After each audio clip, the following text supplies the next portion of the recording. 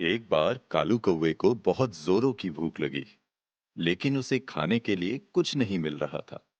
वो खाने की तलाश में इधर उधर उड़ रहा था। तभी कालू कौवे को जमीन में एक हड्डी का टुकड़ा दिखाई देता है। वो खुश होकर टुकड़ा उठाता है और जैसे ही उसे चबाने की कोशिश करता है, दर्द से चिल्लाता है। आह! मेरी चोंच! ये तो सिर्फ हड्डी है। लगता है आज का दिन ही खराब है। एक तो भूख से पेट में चूहे दौड़ रहे हैं, ऊपर से खाने को भी मिला तो सिर्फ हड्डी। कालू कौवा फिर खाने की तलाश में उड़ चला। कुछ दूर जाने के बाद उसे एक रोटी का टुकड़ा जमीन पर पड़ा दिखाई दिया। अरे वाह! लगता है आज का दिन उतना भी खराब नहीं। खाने का इंतजाम जो हो गया। कालू कौआ जैसे ही रोटी के पास जाके उसे अपनी चोंच से उठाने जाता है, तभी अचानक से एक चील वहां उड़ता हुआ आता है और रोटी का टुकड़ा उठा के चला जाता है। कालू कौए की चोंच रोटी की जगह जमीन से टकराती है और वो दर्द से चिल्लाता है। आह! मेरी चोंच! आज सब मेरी चोंच के पीछे ही पड़े हैं। रोटी भी गई चोंच से। अब तो भूखे ही रहना पड़ेगा। कालू कौआ फिर से खाने की खोज में उड़ता है। वो इधर उधर बहुत खोजता है, लेकिन उसे कुछ नहीं मिलता। तभी उसकी नाक में एक सुगंध आती है। अरे वाह! क्या खुशबू है। कालू जैसे ही आंख खोलता है, सामने एक चीज का टुकड़ा गिरा हुआ देखता है। ये क्या है? कालू चीज को इधर उधर जंप कर करके सूंघता है। अरे वाह! ये तो चीज है। मेरा फेवरेट चीज। तो सुगंध इससे आ रही थी। आज तो मेरी पार्टी हो गई। कालू कौआ चीज के आसपास खुशी से डांस करने लगता है। पार्टी पार्टी, चीज पार्टी। आज का दिन तो बहुत अच्छा है। कालू कौआ चीज का टुकड़ा उठाता है और एक पेड़ में बैठ जाता है ताकि आराम से चीज खा सके। जंगल में सोनी लोमड़ी भी नीचे खाने की तलाश में भटक रहा था। तभी उसकी नजर एक चूहे पर पड़ी। मिल गया खाना। मुझे माफ करना मेरे प्यारे चूहे। आज तुम्हें मेरे मुंह के अंदर जाना ही होगा, क्योंकि अब मैं तुम्हें खाने वाला हूँ। सोनी लोमड़ी चूहे के पीछे भागता है, लेकिन चूहा जल्दी से भाग के एक टीले में बने अपने बिल में घुस जाता है। सोनी लोमड़ी टीले से टकरा कर नीचे गिरता है। चूहा बिल से अपना मुंह निकालकर उसे चिढ़ाता है। क्या हुआ लोमड़ी भाई? तुम तो एक चूहे से हार गए। अगली बार और तैयारी करके आना। लोमड़ी चूहे को गुस्से वाला लुक देता है। चूहा उसे चिढ़ाते हुए अंदर चला जाता है। सोनी लोमड़ी दुखी हो गया, क्योंकि उसे बहुत तेज भूख लगी थी। वो दुखी होकर खाने की तलाश में आगे चलने लगा। तभी उसे कालू कौवे की आवाज सुनाई दी और आवाज सुनकर वो इधर उधर देखता है। ये आवाज कैसी? लगता है खाने का इंतजाम हो गया। खाना कहीं आसपास ही है। सोनी लोमड़ी इधर उधर देखता है, लेकिन उसे कोई नजर नहीं आता। तभी उसकी नाक में चीज की खुशबू पड़ती है। वाह, क्या सुगंध है। सुगंध इतनी अच्छी है तो खाना कितना स्वादिष्ट होगा। ये सोच सोच कर ही मेरे मुंह में पानी आ रहा है। सोनी लोमड़ी सुगंध का पीछा करते करते उसी पेड़ के पास पहुंच जाता है, जिसमें कालू कौवा अपनी चोंच में चीज का टुकड़ा पकड़ के बैठा था। सोनी लोमड़ी की नजर कालू कौवे पर पड़ती है। वाह, चीज! ये चीज तो किसी भी तरह मुझे खाना ही होगा। इस कौवे के साथ चीज खाने का तो मजा ही कुछ और होगा, वरना मेरे मुंह से पानी टपकता रह जाएगा और कौवा चीज के चटकारे लेकर उड़ जाएगा। उससे पहले कुछ करना होगा। सोनी लोमड़ी चुपके से पेड़ के पीछे जाता है और जोर से जंप मार के पीछे से कालू को पकड़ने की कोशिश करता है, लेकिन कालू तक पहुंच नहीं पाता और धड़ाम से नीचे गिरता है। चीज को पाने की सोनी लोमड़ी की कोशिश काम नहीं आई, क्योंकि कालू कौवा बहुत ऊपर बैठा था। ये देख सोनी लोमड़ी चीज को खाने की कोई और तरकीब सोचने लगा। तभी उसे एक आइडिया आया। वो कालू के पास गया और उसकी तारीफों के पुल बांधने लगा। सोनी लोमड़ी पेड़ के सामने कालू के पास जाता है। कालू मेरे दोस्त, तो वो तुम हो? वही मुझे लगा कि इस जंगल में इतना सुरीला गाने वाला कौन है, और उस पेड़ पर बैठे तुम कितने जच रहे हो। ऐसा लग रहा है जैसे जंगल का राजा अपने ऊंचे सिंहासन में बैठा हो और तुम्हारी आवाज तो गुड़ से भी मीठी है, जिसे सुन मैं खुद को रोक ही नहीं पाया। क्या? मेरी आवाज? इस बात पे तो मैंने कभी ध्यान ही नहीं दिया। कालू विजुअलाइज करता है कि वो राजा के सिंहासन में क्राउन पहन के बैठा है और गाना गा रहा है और तालियों की आवाज आ रही है। अब सोच क्या रहे हो कालू? जल्दी से एक गाना सुनाकर मेरे कानों को तृप्त कर दो। अब मुझसे और इंतजार नहीं हो पाएगा। मैं तुम्हारा गाना सुनकर पूरे जंगल वासियों को तुम्हारी इस अद्भुत कला के बारे में बताऊंगा। तुम ही हो इस जंगल की आन बान और शान, कालू महान। अब तो इसे गाना सुनाना ही पड़ेगा, तभी तो जंगल में मेरी इस कला का पता चलेगा। कालू चीज पकड़े हुए गुनगुनाने लगता है। सोनी लोमड़ी ये देख टेंशन में आ जाता है। ये तो चीज को छोड़ने का नाम ही नहीं ले रहा। कुछ तो करना होगा। ये क्या कर रहे हो कालू? ऐसे मुंह बंद करके गुनगुनाने से क्या होगा? अरे तुम इतने महान गायक हो, गला खोल के गाओ ताकि बाकी जंगलवासी भी तुम्हारे संगीत का आनंद ले सकें। बात तो ये सही कह रहा है, पूरा जोर लगा के गाता हूँ। आखिर बाकी जानवर भी तो मेरी सुरीली आवाज सुने।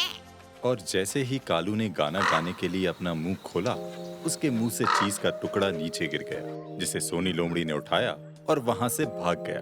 मेरा चीज! रुको! मेरा गाना वापस तो करो मुझे! अरे मेरा गाना तो सुन लो कम से कम। धन्यवाद मेरे दोस्त। अब तुम यहाँ बैठे बैठे अपने गाने की प्रैक्टिस करो। तब तक मैं इस स्वादिष्ट चीज का मजा लेता हूँ। वैसे अपना चीज देने के लिए बहुत बहुत धन्यवाद। Bye bye. सोनी लोमड़ी वहां से चला गया और कालू को समझ में आ गया कि सोनी ने उसकी तारीफों के झूठे पुल बांध के बड़ी चालाकी से उसे बेवकूफ बनाया उस चीज के टुकड़े के लिए। बहुत समय पहले की बात है। एक जंगल में एक लोमड़ी रहता था जो बहुत चालाक था, लेकिन साथ ही वो लोमड़ी बहुत ही आलसी भी था।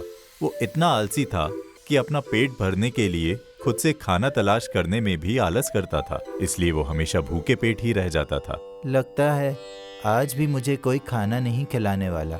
इससे पहले कि भूख से मेरे प्राण निकल जाएं, मुझे कोई उपाय सोचना पड़ेगा।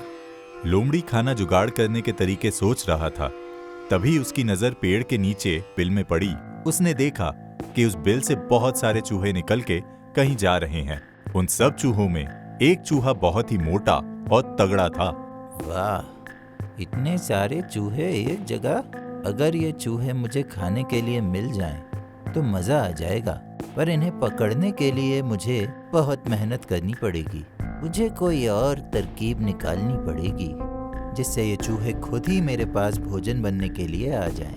लोमड़ी कोई तरकीब सोचने में डूबा हुआ था। तभी उसे सारे चूहे खाना खा के वापस आते हुए दिखे। सरदार, आज तो मजा आ गया। खाने के लिए कितने स्वादिष्ट भोजन मिले। सारे चूहे और उनका सरदार अपने बिल में चले गए। लोमड़ी ये सब देखता रहा और रात भर कोई ऐसी तरकीब सोचता रहा जिससे वो आसानी से चूहों को खा सके। और सुबह तक उसने एक तरकीब सोच ही ली। अगले दिन लोमड़ी ने अपनी योजना के अनुसार चूहों के बिल के बाहर हाथ जोड़कर एक पैर पर खड़ा हो गया। उसका मुंह खुला हुआ था और उसकी दिशा सूरज की ओर थी और आंखें बंद थी। तभी चूहे बिल के बाहर आए और लोमड़ी को ऐसी अनोखी मुद्रा में खड़े देख आश्चर्यचकित हुए। उसे ऐसे खड़ा देख एक चूहा डरते डरते उसके पास गया। लोमड़ी भाई, तुम इस तरह एक टांग में क्यों खड़े हो? चूहे की आवाज सुनकर लोमड़ी ने धीरे से अपनी एक आंख खोली और गुस्से से बोला, मूर्ख चूहे, लगता है तुमने मेरे बारे में कभी नहीं सुना। अगर मैं गलती से भी चारों पैर जमीन पे रख दूंगा तो ये धरती मेरा बोझ नहीं संभाल पाएगी और उसी के साथ तुम सबका अंत हो जाएगा। तब तक बिल से और भी चूहे बाहर आ चुके थे और लोमड़ी की ये बात सुनकर उनमें खुसुर फुसुर शुरू हो गई और सब धीरे धीरे लोमड़ी के पास गए और चूहों के सरदार ने आगे आकर लोमड़ी से पूछा, हे महान लोमड़ी, हम आपकी बात सुनकर आपके बारे में जानने को बहुत उत्सुक हैं। कृपया हमें अपने बारे में कुछ और बताइए। मैंने हजारों वर्ष हिमालय पर्वत में एक टांग पर खड़े रहकर तपस्या की है।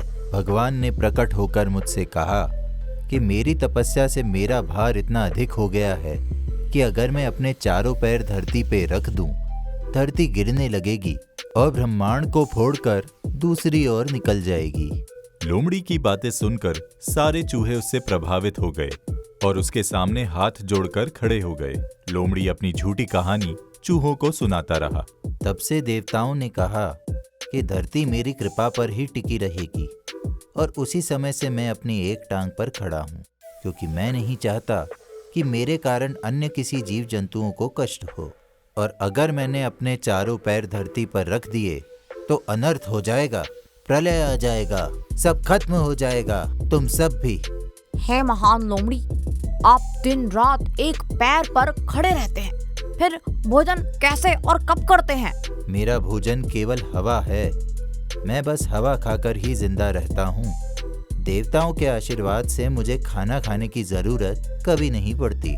लोमड़ी की बात सुनकर चूहे उससे पूरी तरह प्रभावित हो चुके थे। जैसे जैसे लोमड़ी उन्हें अपने बारे में बताता गया, उनका सारा भय जाता रहा और वो निर्भय होकर उसके बिल्कुल निकट आ गए। चूहों को अपने इतने पास आते देख लोमड़ी बहुत खुश हुआ। वाह, लगता है मेरी योजना काम कर गई। अब मुझे भोजन की कमी कभी नहीं होगी, बस मुझे ये ढोंग चालू रखना होगा। इस तरह लोमड़ी रोज अपनी एक टांग पर खड़ा रहता और चूहे उसके चारों ओर बैठकर ढोल मंजीरे लेकर उसके भजन गाते। लोमड़ी ये देख बहुत खुश था, क्योंकि जैसे ही भजन कीर्तन खत्म करके चूहे अपने बिल में वापस जाने लगते, लोमड़ी चुपके से एक दो चूहों को दबोचकर खा जाता।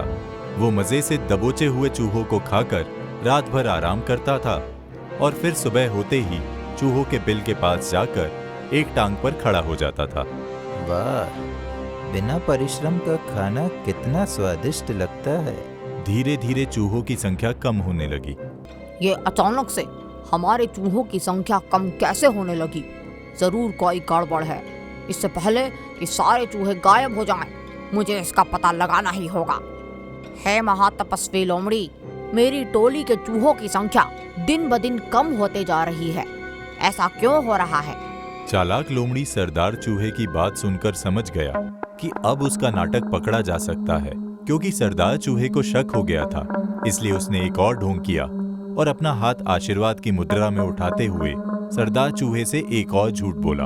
हे चतुर चूहे, यह तो एक दिन होना ही था, क्योंकि जो भी बिल्कुल सच्चे मन से मेरी भक्ति करेगा उसे अपने पूरे शरीर समेत वैकुंठ की प्राप्ति होगी। तुम्हारे चूहे को अपनी सच्ची भक्ति का फल मिल चुका है, वो सभी वैकुंठ लोक जा चुके हैं। सरदार चूहा लोमड़ी की ये बात सुनकर चौंक गया। तभी उसकी नजर लोमड़ी के पेट पर गई और उसने ये देखा कि लोमड़ी पहले से बहुत मोटा और तगड़ा हो गया है। उसे समझ में आ गया कि हो ना हो लोमड़ी ही उसके चूहों को खा रहा है। ये कोई महात्मा या तपस्वी नहीं, बल्कि एक ढोंगी लोमड़ी है। मुझको सबको सतर्क करना होगा। चूहों के सरदार ने तुरंत जाकर बाकी बचे चूहों को सतर्क किया और एक योजना बनाई। अगले दिन फिर से सब चूहे लोमड़ी के पास भजन कीर्तन के लिए गए, पर इस बार सरदार चूहे ने सबसे अंत में अपने बिल में घुसने का फैसला किया।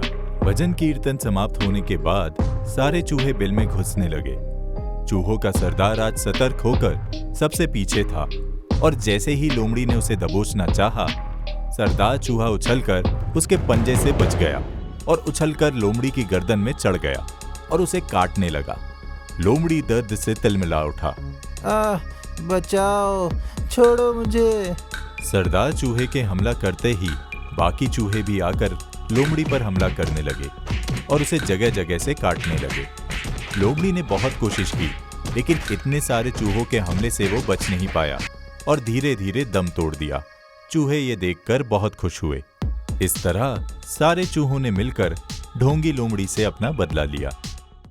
एक बार की बात है, जंगल में एक हाथी और लोमड़ी बहुत अच्छे दोस्त हुआ करते थे। पूरे जंगल में उनकी दोस्ती की मिसाल दी जाती थी। दोनों हमेशा साथ साथ घूमते थे। हाथी बहुत सीधा और शांत स्वभाव का था, जबकि लोमड़ी बहुत चतुर और चालाक था।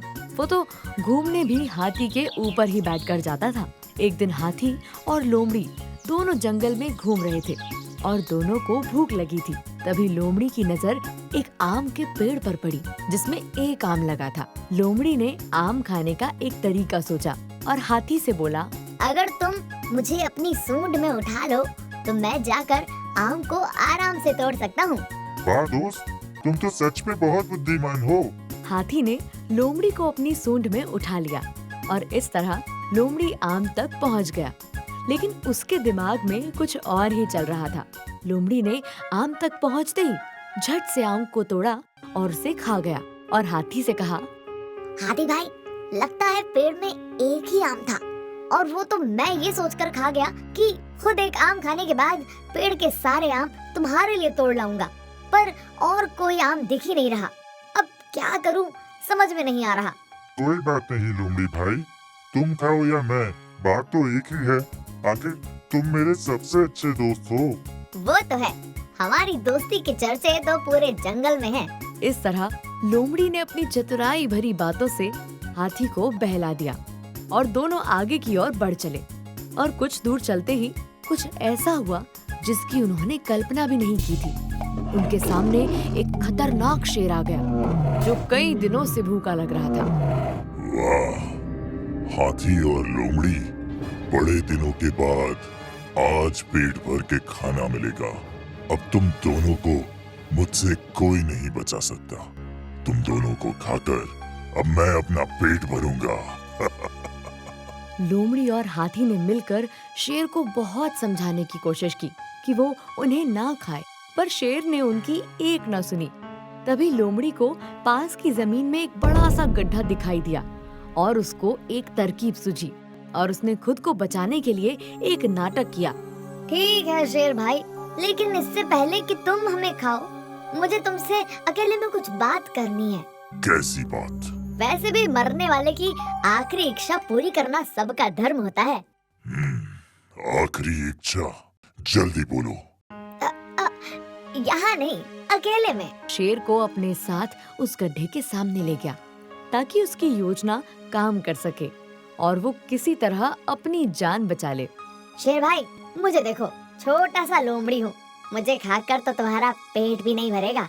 अगर खाना ही है तो इस हाथी को खाओ। अगर एक बार इसका शिकार कर लिया तो कई दिन तक इसे खा सकोगे। और हाथी इतना बड़ा है कि इसे पकड़ पाना शायद तुम्हारे बस की बात ना हो। क्या? पर वो तो तुम्हारा दोस्त है। अरे कैसा दोस्त, वो तो एक मूर्ख हाथी है। अगर तुम मेरी बात मानो तो मेरे पास एक तरकीब है। लोमड़ी ने अपनी चाल चल दी। असल में वो हाथी को बचाने के लिए नहीं बल्कि अपने प्राण बचाने में लगा हुआ था, जिसके लिए वो अपने दोस्त हाथी की बलि देने के लिए भी तैयार था। शेर भी उसकी बातों में आ गया और बोला, बात तो तुम ठीक कह रहे हो। अगर हाथी का शिकार कर लिया तो खाना ही खाना होगा, लेकिन इसे पकड़े कैसे? क्या है तुम्हारी योजना? ये गड्ढा देख रहे हो? अगर हम दोनों मिलकर किसी तरह हाथी को इस गड्ढे में गिरा दें तो ये ऊपर नहीं आ पाएगा। फिर हम आराम से इसका शिकार कर पाएंगे। लोमड़ी ने शेर को अपनी चतुराई से अपनी ओर मिला लिया और हाथी को उस गड्ढे में गिराने की अपनी तरकीब शेर को बताई, जो उसने पहले से ही सोच कर रखी थी। तुम्हारी योजना तो सच में बहुत अच्छी है। अब जल्दी से हाथी को बुला, मैं तैयार हूँ। अब तुम यहाँ से चले जाओ और झाड़ियों के पीछे छुप जाओ ताकि हाथी को मुझ पर भरोसा हो जाए। फिर मैं उसको बुलाऊंगा। ठीक है। शेर खान लोमड़ी की बातों में आकर वहाँ से चला गया और झाड़ियों के पीछे छुप गया। इधर लोमड़ी अपनी योजना के अनुसार गड्ढे के बिल्कुल पास खड़ा हो गया और हाथी को आवाज दी, हाथी भाई, मेरी शेर भाई से बात हो गई है। अब तुम यहाँ आ जाओ, डरने की कोई बात नहीं है। लोमड़ी की बात सुनकर हाथी को उस पर भरोसा हो गया। लोमड़ी के बुलाने पर वो उसके पास चला गया। हाथी बेफिक्र होकर गड्ढे के पास खड़े लोमड़ी से बातें कर रहा था। तभी अचानक से शेर ने झाड़ियों से छलांग मारी और पूरी शक्ति से हाथी को धक्का दिया, जिससे हाथी सीधे उस गड्ढे में गिर गया। लोमड़ी भाई, बचाओ, मुझे इस गड्ढे से निकालो। इससे पहले कि हाथी को कुछ समझ में आता, शेर वहाँ आता है और हाथी को लोमड़ी की सच्चाई बताते हुए बोलता है, भाई, दोस्त, अरे तुम्हारे इसी दोस्त ने ही तो मुझसे मिलकर तुम्हें इस गड्ढे में गिराने की योजना बनाई है। ये तुम्हारा दोस्त नहीं, दुश्मन है। शेर की बातें सुन हाथी हैरान हो गया। लोमड़ी भाई, मेरे दोस्त, ये शेर क्या बोल रहा है? तुम तो मेरे सच्चे दोस्त हो। तुम भला मेरे साथ ऐसा कैसे कर सकते हो? दोस्त? कैसा दोस्त? मैं कोई दोस्त नहीं हूँ। अरे वो तो मुझे तुमसे फायदा होता था, इसलिए तुम्हारे साथ रहता था। अब से मेरा असली दोस्त शेर भाई है और हम दोनों मिलकर तुम्हें खाएंगे। जहाँ लोमड़ी के मुंह से सच्चाई सुनकर हाथी को बहुत दुख हुआ, वहीं शेर उसकी बात सुनकर हंसने लगा। क्या हुआ शेर भाई, तुम हंस क्यों रहे हो? यही सोचकर कि हाथी तो मूर्ख है ही, तुम तो उससे भी बड़े मूर्ख हो। तुम्हें क्या लगता है कि तुम मेरे दोस्त बन जाओगे और मैं तुम्हें बनने दूंगा? अरे जो अपने इतने अच्छे और पुराने दोस्त को धोखा दे सकता है, मैं उस पर भरोसा करूं? अब मैं हाथी के साथ साथ तुम्हें भी खाऊंगा। ये क्या कह रहे हो शेर भाई? मैंने तो हाथी का शिकार करने में तुम्हारी मदद की। चाहे कुछ भी कर लो लोमड़ी, तुम्हारी चतुराई मेरे सामने नहीं चलेगी। मैंने फैसला कर लिया है, मैं तुम दोनों को खाऊंगा। लोमड़ी की चाल उसी पर उल्टी और भारी पड़ गई। हाथी ये सब देख के बोला, देखा लोमड़ी भाई, बुरे काम का नतीजा। हाथी की बात सुनकर लोमड़ी को बहुत पछतावा हुआ। उसने हाथी से माफी मांगते हुए बोला, मुझे माफ कर दो हाथी भाई, मैंने तुम्हारे साथ बहुत गलत किया। फिर शेर ने पहले लोमड़ी का शिकार किया और फिर हाथी का। जिस भोले भाले हाथी ने लोमड़ी को अपना सबसे अच्छा दोस्त समझा था, उसी लोमड़ी के धोखे के कारण दोनों को ही अपने प्राण गंवाने पड़े।